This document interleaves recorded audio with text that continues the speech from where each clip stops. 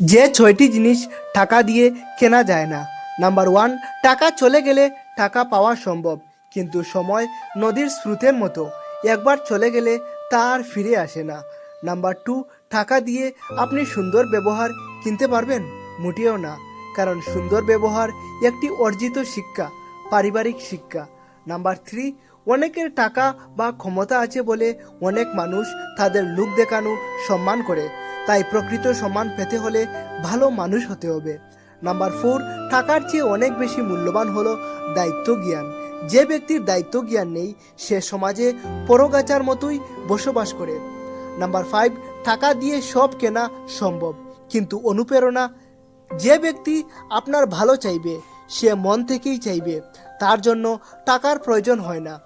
Number 6, যে আপনাকে টাকার জন্য ভালোবাসে সে আপনাকে সত্যিকারের ভালোবাসে না।